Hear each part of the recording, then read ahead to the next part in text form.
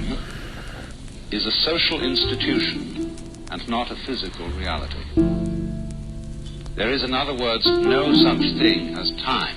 Hi guys, welcome back for this week's video. Today I'm going to be doing 7 Inktober illustrations in one day. I know that's a lot, but for this I'm going to be scaling down. Normally I like to draw on an A5.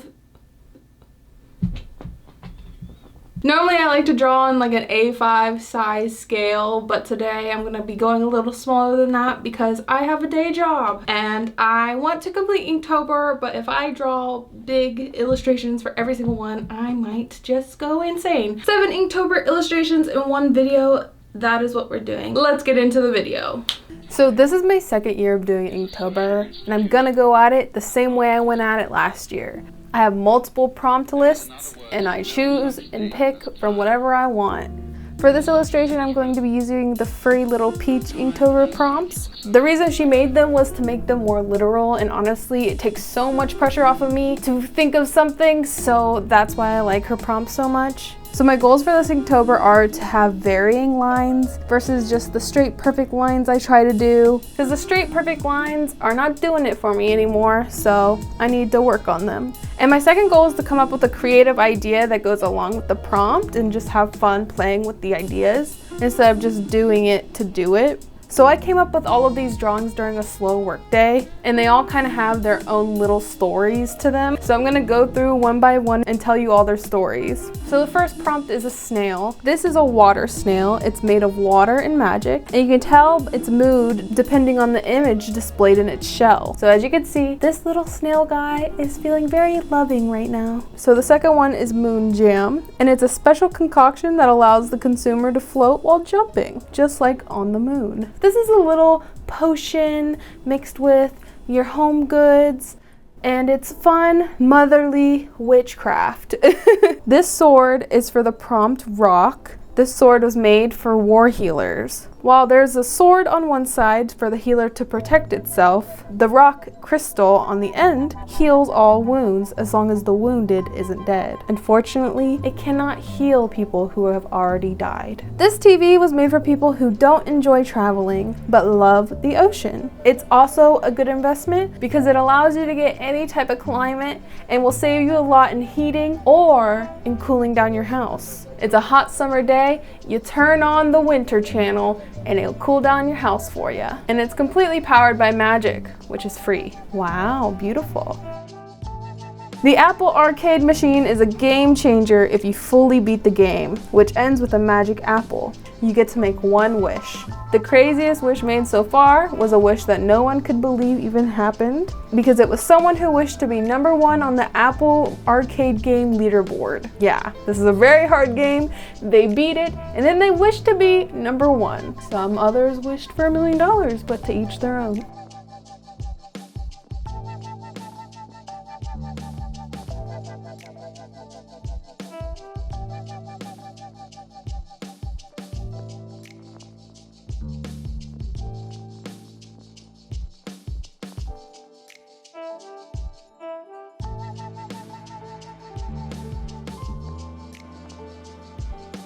And then for prompt number 6, these are leaf tarot cards. If you pull the leaves tarot card, it means you must change something drastically. Without the change, the cards will freeze you into time forever, causing you to live the same day over and over and over. Essentially, you would have achieved immortality, but you probably won't be having a good time.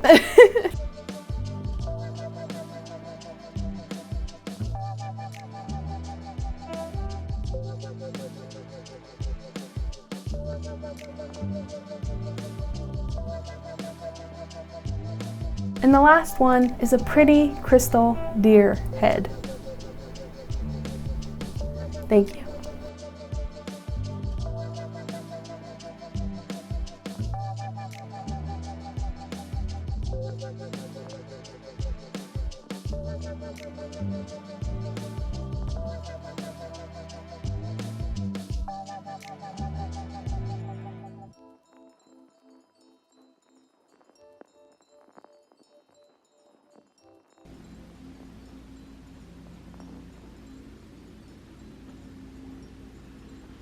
Now I'm going to talk about my feelings involving these illustrations.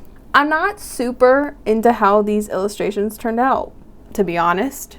I'm not crazy about the color scheme. I honestly wish I would have had different color schemes depending on what illustration I was doing. In my brain, it was going to be a cohesive spread, but then when it came to actually coloring things in, I was just struggling really hard. I think what would have helped with the color scheme was to have watercolors or alcohol markers so that I could mess with the different tones, because I found the lack of pastels to be such a challenge because all of the colors are so super pigmented and bright. It kind of makes the images look flat and there's not much dimension to them, which was really frustrating. I found myself gravitating to the yellow a lot because as a color, it kind of looks like a lighter tone, but it still is super vibrant, so I still got that flat image look. I think the colors are super fun and retro, I just don't think they're my favorite. The reason I kind of strayed away from alcohol markers and watercolors is because of my sketchbook. My sketchbook is a mixed media sketchbook and it does not react well to watercolors or alcohol markers.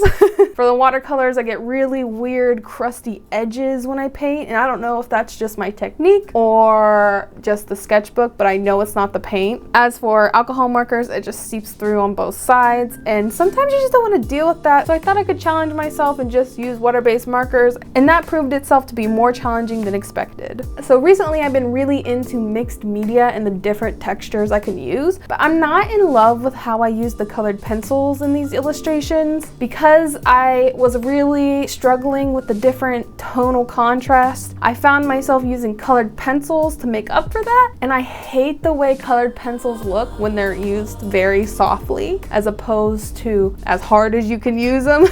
So I'm upset with how I use the colored pencils. I feel like because I put so much pressure on this video and so much pressure on these illustrations, I tried too hard when I should have just sat back and relaxed and enjoyed my time. My favorite out of all 7 of these is probably the deer skull with the crystals. For this one, I feel like I learned from my mistakes and I fully integrated using water and a paintbrush to break it up and to blend it out, which is normally how I use these, but because I've been doing such bold, expressionist drawings lately, I kind of lost that and fell into this pit that I kind of dug myself, even though I feel like doing the expressionist work really helped me. If you look at my last 2 videos, you can see where I used bold colors and I didn't worry too much about blending because I didn't need to. But for this, I wish I would have focused on taking my time and shading with them and building up the tones as opposed to just going in and coloring full blast like I did. So although the beginning of this Inktober didn't start off the way I wanted it to, I am still staying optimistic. I don't hate these illustrations now that I've sat on them for a few days, and I like their cute little stories. I really enjoyed conceptually coming up with these ideas. I thought of what I wanted their story to be before drawing them, and that's different from what I usually do, and that feels good. I feel like I'm growing in my process, and as long as I'm learning and gaining something from this, I don't care if it feels like a failure. I think what I want to take from this is continuing to draw stories, and I'm going to keep it small scale just so I don't get overwhelmed. I have decided to take the pressure off of my Inktober. I want to do more Halloween themed stuff as opposed to sticking to a prompt list. I might be going off on my own path here. If you want to see what I do this Inktober, you could follow me on Instagram at Yinkish, or wait till the end of the month. I'll probably post a video conglomerate of everything that I did. To be honest, I am a slave to YouTube.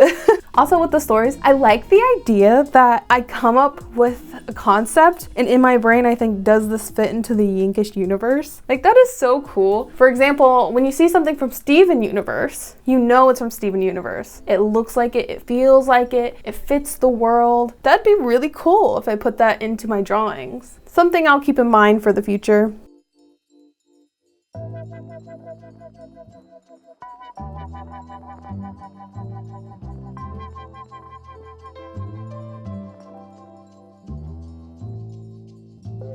Lastly, I think I have been so spoiled.